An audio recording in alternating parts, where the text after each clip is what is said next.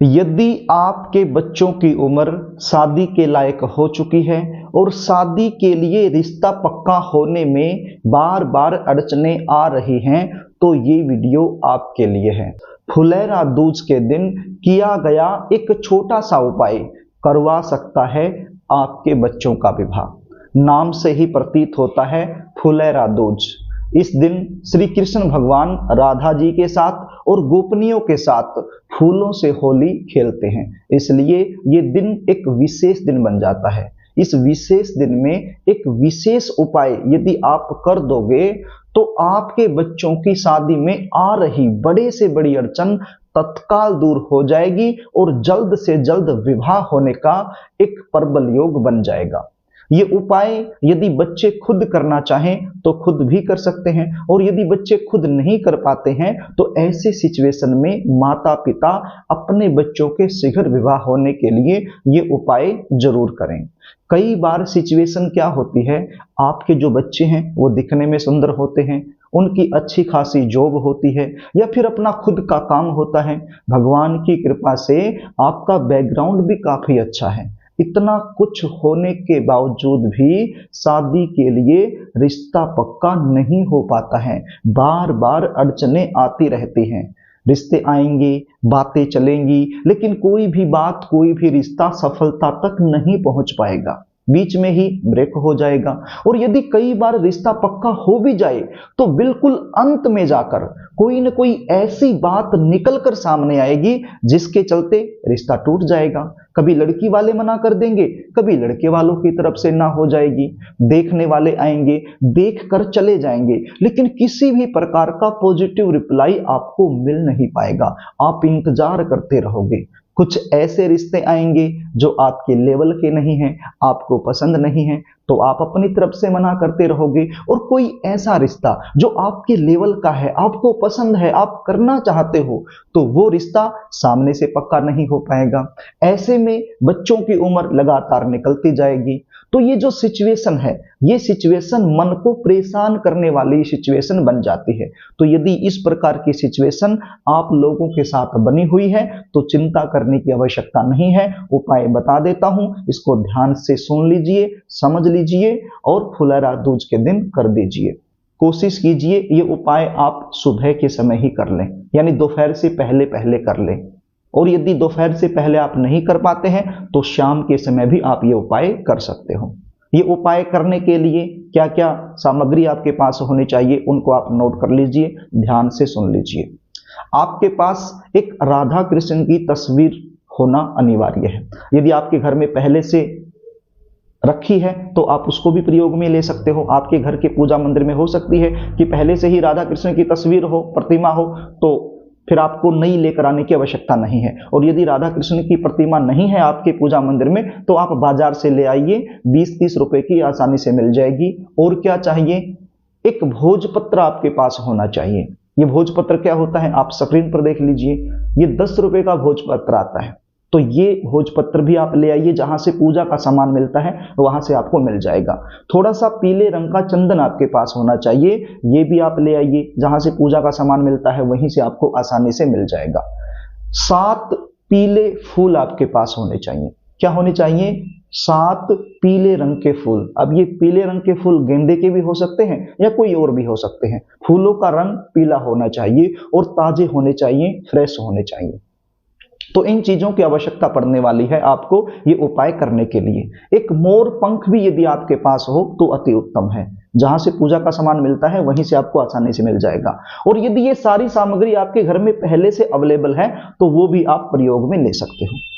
अब फुलेरा दूज के दिन स्नान आदि से निवृत्त होकर के साफ सुथरे कपड़े पहनकर आपके घर का जो पूजा मंदिर है वहां पर आपने बैठ जाना है। ये सारी सामग्री लेकर आपके घर के पूजा मंदिर में एक शुद्ध देसी घी का दीपक आप लगा लीजिए और सबसे पहले गणपति जी महाराज से प्रार्थना कीजिए कि हे गणपति जी महाराज, आज मैं ये उपाय कर रहा हूं या कर रही हूं, आप मुझे इसमें सफलता दिलाना।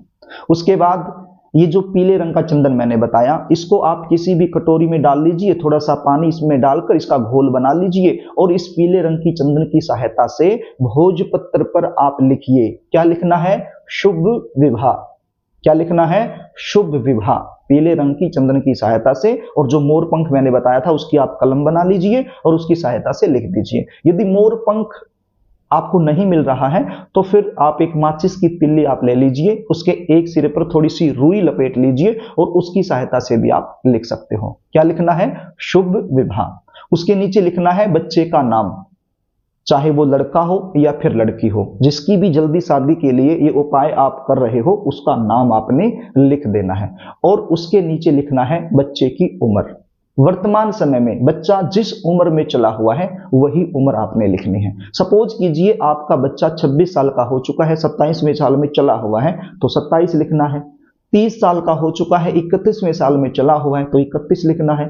जिस उम्र में चला हुआ है वही उम्र आपने यहाँ पर लिख देनी है। और ये भोजपत्र राधा कृष्ण की जो प्रतिमा मैंने बताई उसके आगे आपने इस भोजपत्र को रख देना है लिखने के बाद।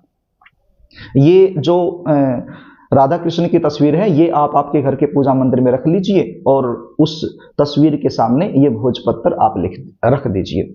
और उसके बाद ये जो पीले रंग के फूल, 7 फूल मैंने आपको बताए थे, ये भी आप प्रतिमा के सामने ही रख दीजिए। उसके बाद एक मंत्र का जाप आपने करना है, बिल्कुल सरल मंत्र है, आप ध्यान से सुन लीजिए, उसको समझने की आवश्यकता है। आप स्क्रीन पर देख लीजिए, आपको 3 मंत्र दिखाई पड़ रहे होंगे। अब तीनों मंत्र अलग अलग सिचुएशन में आपने करने हैं, समझने की कोशिश कीजिए। मान लीजिए आप माता पिता हो और अपने बेटे के लिए ये उपाय कर रहे हो, तो कौन सा मंत्र करना है इन तीनों में से? सबसे ऊपर वाला मंत्र। क्या मंत्र है सबसे ऊपर वाला मंत्र? ओम सृष्टिकर्ता मम पुत्र विवाह कुरु कुरु स्वाहा। यदि आपके बेटे के लिए आप ये उपाय कर रहे हो, यानी पुत्र के लिए ये उपाय कर रहे हो, तो आपने सबसे ऊपर वाला मंत्र बोलना है 108 बार। और यदि आप बेटी के लिए ये उपाय कर रहे हो सकता है कि आपकी बेटी है, उसकी शादी नहीं हो पा रही है, उसके लिए आप ये उपाय कर रहे हो, तो फिर आपने बोलना है बीच वाला मंत्र। क्या मंत्र है? ओम सृष्टिकर्ता मम पुत्री विवाह कुरु कुरु स्वाहा। 108 बार आप इसको बोल दीजिए। और यदि आप बच्चे खुद हो और अपने लिए ये उपाय कर रहे हो, तो सबसे नीचे वाला मंत्र बोलना है। क्या मंत्र है? ओम सृष्टिकर्ता मम विवाह कुरु कुरु स्वाहा। 108 बार आप इसको बोल दीजिए। तो इस प्रकार से 108 बार आपने मंत्र का जाप करना है। यदि 108 बार आप नहीं कर पाते हैं, इतना समय आपके पास नहीं है, तो कम से कम 21 बार जरूर करना है। मंत्र जाप करने के बाद राधा कृष्ण से प्रार्थना करनी है कि हे प्रभु, शादी में लगातार अड़चने बनी हुई हैं, बाधाएं आ रही हैं, उम्र निकलती जा रही है, लेकिन कोई रिश्ता पक्का नहीं हो रहा है, तो आप कोई ऐसी कृपा करें कि शादी में जो अड़चने हैं वो तत्काल दूर हो जाएं और जल्द से जल्द विवाह होने का एक प्रबल योग बन जाए। तो इस प्रकार से राधा कृष्ण जी से आपने प्रार्थना करनी है। एक विशेष दिन है ये, मतलब कोई सामान्य दिन नहीं होता है फुलेरा दूज का, एक विशेष दिन माना जाता है। फूलों से होली खेलते हैं श्री कृष्ण भगवान राधा जी से और गोपनियों के साथ। तो इस विशेष दिन में ये विशेष उपाय आपके लिए चमत्कारी सिद्ध हो सकता है। तो इतना कुछ करने के बाद, प्रार्थना करने के बाद, आपने इस भोजपत्र को फोल्ड कर लेना है और ये जो पीले रंग के 7 फूल हैं ये भी अपने साथ में ले लेने हैं। अब यहां पर आप एक पीले रंग का कपड़ा ले सकते हो, रुमाल के साइज का, और ये भोजपत्र और ये फूल उस पीले रंग के कपड़े में रखकर इसकी पोटली बना सकते हो। और यदि कपड़ा नहीं है तो कोई पॉलिथीन आप ले लीजिए, उस पॉलिथीन में भी आप इसको डाल सकते हो। अब ये पॉलिथीन में डालने के बाद या फिर पीले रंग के कपड़े में इसकी पोटली बनाने के बाद आपने चले जाना है किसी ऐसे मंदिर में जहां पर राधा कृष्ण जी की प्रतिमा रखी गई है। प्राण प्रतिष्ठा जिस प्रतिमा की गई है, राधा कृष्ण की वो प्रतिमा होनी चाहिए। मंदिर कोई भी हो सकता है, राधा कृष्ण जी की प्रतिमा होनी चाहिए। वहां पर आप चले जाइए और अपनी मनोकामना बोलते हुए ये पोटली आप राधा कृष्ण जी के चरणों में रख दीजिए और साथ में यथा संख्या दक्षिणा भी रख दीजिए। यथा संख्या यानी कि इच्छा अनुसार जो भी आप दक्षिणा रखना चाहते हैं वो दक्षिणा भी रख दीजिए। और यदि राधा कृष्ण के प्रतिमा के पास आपका पहुंचना संभव नहीं है तो वहां पर जो भी पंडित जी रहता है, जो भी पुजारी है, उसको आप ये तीनों चीज दे दीजिए, दक्षिणा और ये पोटली और दक्षिणा, ये पंडित जी को दे दीजिए। वो राधा कृष्ण के चरणों में इसको रख देंगे। और यदि आपके आसपास कोई ऐसा मंदिर नहीं है जहां पर राधा कृष्ण जी की प्रतिमा रखी गई है, तो फिर आपके आसपास कोई भी बहता हुआ पानी हो, नदी हो सकती है, नहर हो सकती है, कोई भी बहता हुआ पानी, मतलब बहता हुआ होना चाहिए, बहता हुआ पानी हो, वहां पर भी आप अपनी मनोकामना बोलते हुए ये पोटली जल प्रवाह कर सकते हो। और यदि पॉलिथीन में आप लेकर के गए हो तो पॉलिथीन आप इसको जल प्रवाह कर सकते हो। अब यदि आप जल प्रवाह कर रहे हैं तो वहां पर दक्षिणा आपको जल प्रवाह नहीं करनी है, केवल ये पोटली यानी कि फूल और ये भोजपत्र, केवल यही आपने जल प्रवाह कर देने हैं। तो इस प्रकार से ये छोटा सा उपाय है, आप जरूर कीजिए फुलेरा दूज के दिन। शादी में जो अड़चने आ रही हैं वो दूर हो जाएंगी।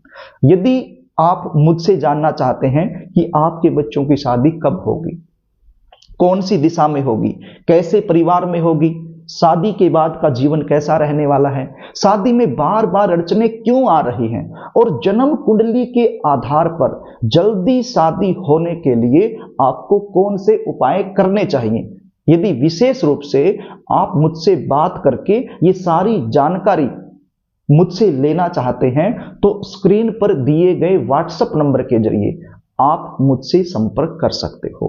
अपने बच्चों की जन्म डिटेल लिखकर आप मेरे पास भेज सकते हो और जन्म कुंडली का सटीकता से अध्ययन करवाकर संपूर्ण जानकारी आप मुझसे प्राप्त कर सकते हो। जन्म कुंडली देखने की हमारी फीस होती है, वो फीस आपको पे करनी होती है, उसके बाद संपूर्ण जानकारी आपको दे दी जाती है। प्रिय दर्शकों, यदि कार्यक्रम आपको अच्छा लगे तो इस वीडियो को लाइक जरूर करना, इस वीडियो को शेयर भी करना, ताकि किसी जरूरतमंद के पास ये वीडियो पहुंच जाए और वो आपको दुआ दे सके। और कमेंट बॉक्स में राधा कृष्ण जरूर लिखना। और एक बार फिर आपसे निवेदन कर रहा हूं, यदि चैनल आपने सब्सक्राइब नहीं किया है तो मुझसे लगातार जुड़े रहने के लिए चैनल को सब्सक्राइब जरूर कर लेना। आज के लिए बस इतना ही, आगे फिर मिलेंगे, तब तक के लिए नमस्कार।